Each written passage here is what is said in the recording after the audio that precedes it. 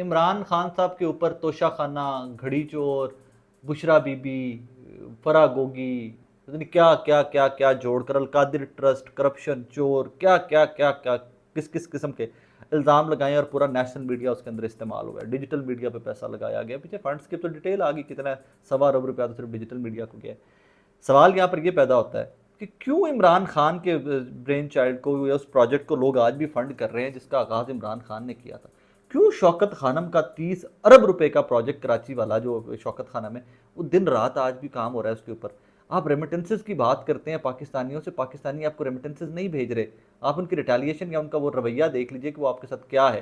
لیکن اس پروجیکٹ کے لیے وہ دن رات ڈونیٹ کیے جا رہے ہیں. روز کو ٹویٹر کے اوپر، فیس بک کے اوپر، واٹس ایپ گروپوں کے اندر لوگ ایک دوسرے کو شیئر کر رہے ہوتے ہیں کہ میں نے شوکت خان کو اتنے پیسے ڈونیٹ کر دیے، میں نے اتنے پیسے ڈونیٹ کر دیے.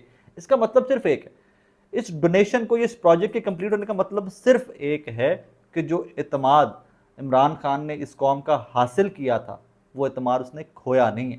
آج بھی لوگ عمران خان کے اوپر ویسے ہی آنکھیں بند کر کے اعتماد کیے ہوئے ہیں، اور اس سارے پروپیگنڈا کے بعد بھی